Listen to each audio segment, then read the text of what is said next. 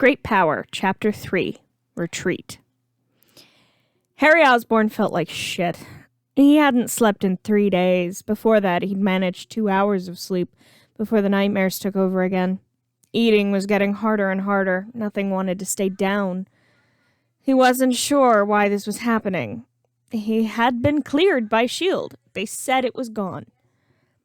They had said he was going to be fine, but he was just getting worse. The nightmares were unbearable. Every one of them featured Piper prominently. The first one had woken him up screaming. She'd been standing in front of him, her back to him.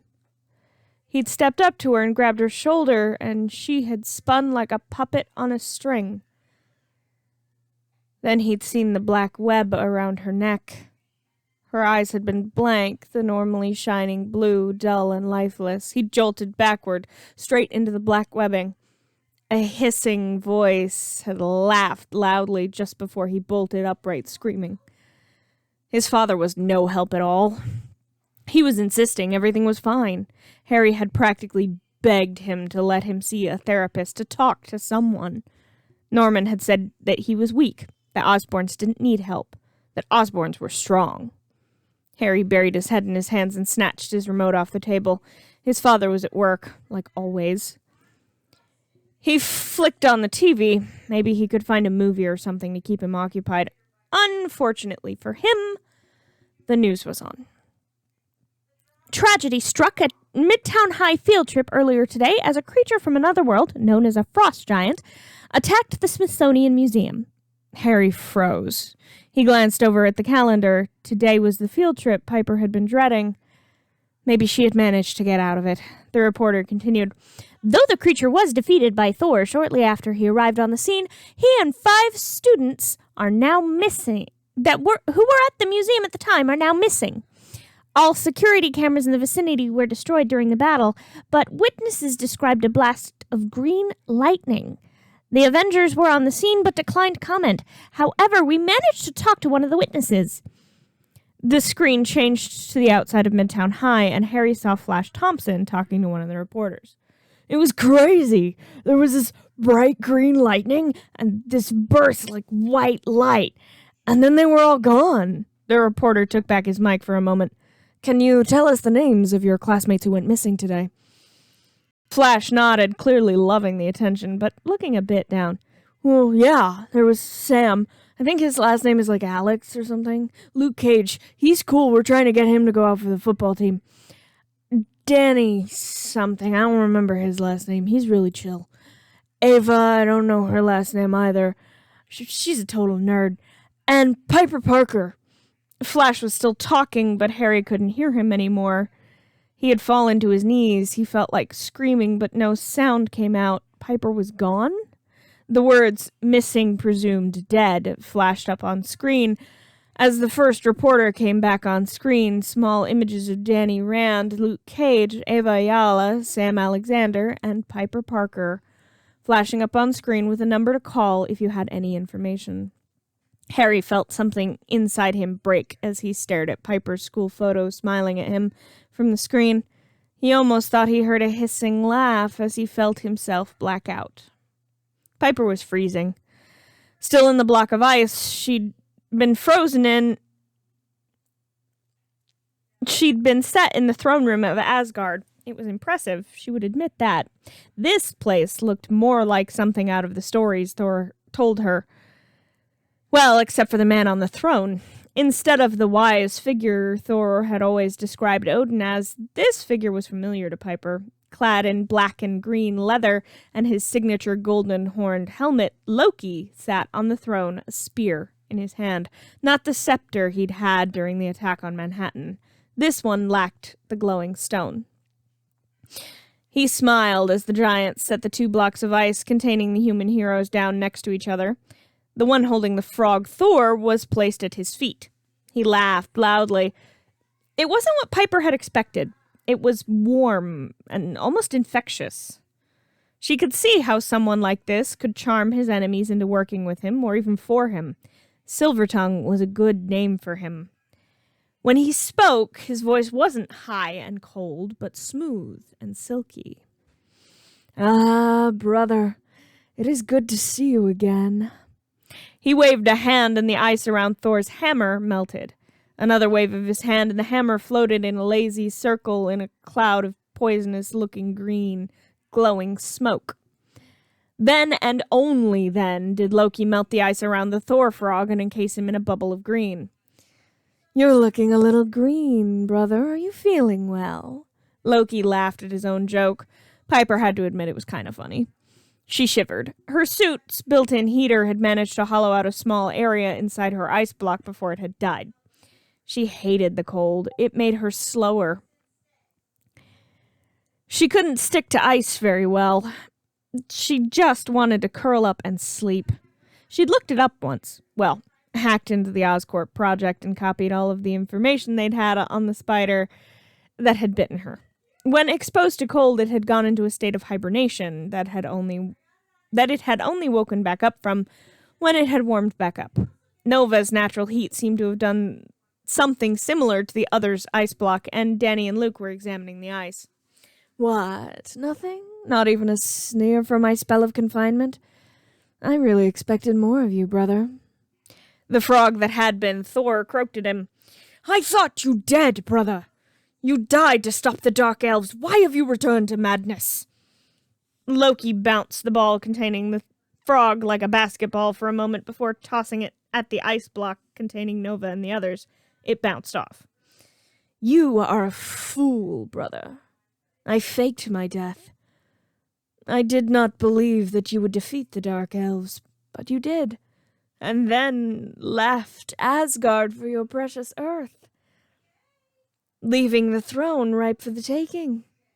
The frog croaked again. Our father, Loki bounced him a little harder. Your father is in the Odin sleep once again. It seems he needs to recharge his powers more and more over these past few millennia. That left Asgard with only the most minimal of protections. It was easy enough to slip in with the frost giants and take what was always meant to be mine, to secure my victory. Thor humiliated, Odin soon will be dead, and I will stand victorious forever. Thor the frog looked as betrayed as any frog Piper had ever seen, including the one Flash had stepped on in 3rd grade.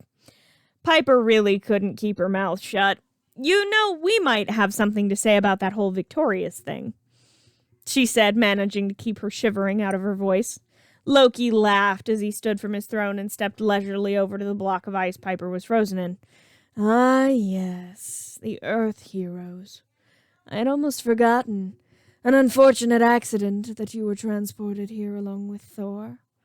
Unfortunate for you, I mean. I believe I can use this to my advantage.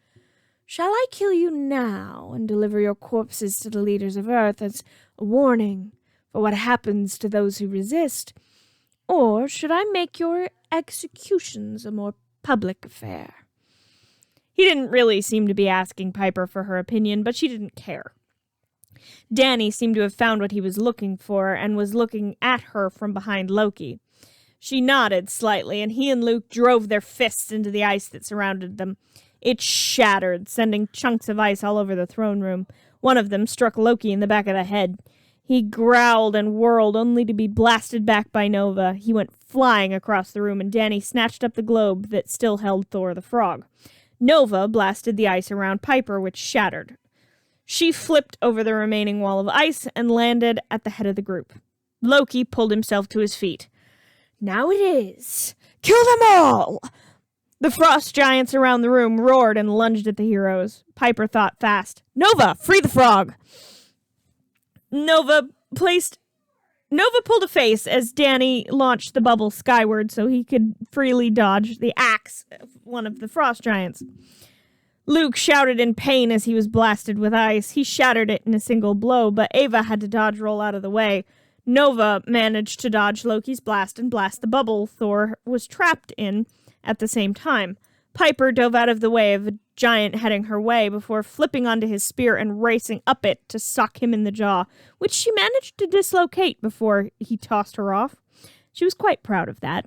But as she landed, she saw they weren't really doing very well. Nova had been trapped in a bubble, just like the one Thor had been in. He was trying to keep it from shrinking in on him with no success. Luke had been flash frozen again, and Danny wasn't far behind. Ava looked out of breath as she dodged and dove for her life. "Hey, Frog Prince, I'm calling for a tactical retreat. Get us out of here." Thor the Frog glanced over at her like he wanted to argue, but he spotted the spear barely miss her and sighed. "By Odin's beard, this is humiliating," he yelled before spinning his hammer around to conjure a bright white light. Loki screamed in anger as the 6 heroes vanished from the throne room of Asgard. Chapter 4. Humility. Piper landed hard in yet another pile of snow and sneezed loudly.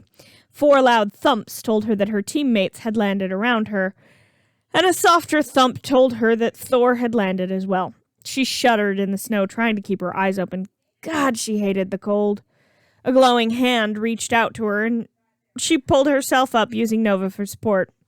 He pulled her close as she shivered, and he seemed to glow a bit brighter and radiate more heat.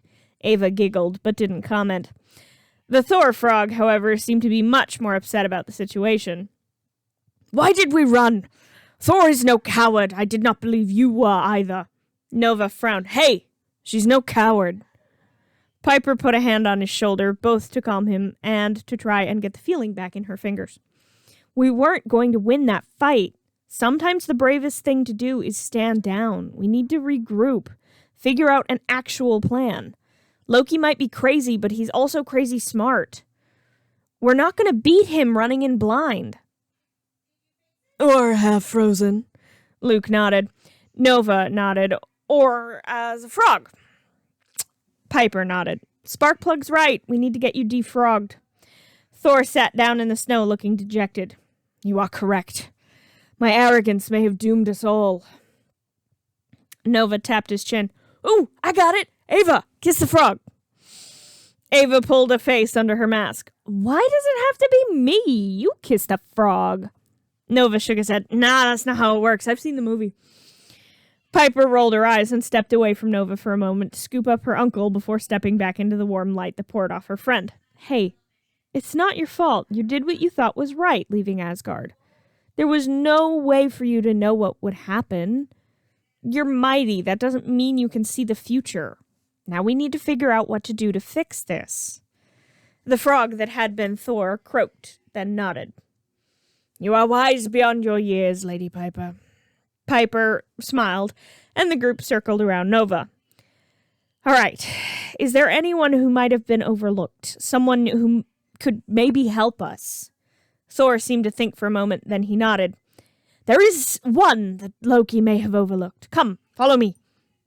He hopped off Piper's hands and out into the trees of the area they'd landed in. The group of teens followed. He led them deep into the hills to a cave carved with runes. By the time they were in the cave, they were all shivering. Nova wrapped an arm around Piper, who seemed worse off. She was glad her mask hid her face because she couldn't stop the blush that blossomed over her face. He was just helping her keep warm, but she didn't normally get this close to people. It was kind of nice. And Nova was like a personal space heater, so she just let herself enjoy it as they walked further into the cave. Her nose wrinkled after a moment. "Why does it smell like burning metal in here?" Thor hopped in front of them, eyeing Nova's hand where it rested on Piper's hip, but she stopped shivering, so he let it pass. "This is the home of the Master Dwarf, the dwarf who forged Mjolnir itself. It seems fortune has smiled on us, and Loki has neglected him in his conquest of Asgard." A snort sounded from behind them. "Of course I was neglected, son of Odin. No one remembers the Master Smith. You did not when you received the hammer I forged for you, the greatest weapon in all the 9 realms, and did you ever come to thank me? No." The dwarf went back to hammering away at the sword he was working on. Thor looked down at his webbed feet in disappointment. He had just turned to hop out of the cave, sure that the Master Dwarf would not help them, that his arrogance had doomed them all, when Piper stepped in his way and knelt down to his level. If you want help, you need to be willing to admit your mistakes. You need to step off your high horse. Show some humility. The frog looked up at her and smiled before nodding and hopping back over to the dwarf. Nova stepped back over to her as Thor began his impassioned plea. When did you turn into an upstanding leader? He joked. Piper snorted at him and punched him in the shoulder companionably as they turned back to Thor, who was bowing to the dwarf, who was smiling. If a prince can bow to a dwarf, perhaps there is hope for this realm after all. And there is surely hope for the mortals if you are their champions, the dwarf said, smiling at Spider-Girl.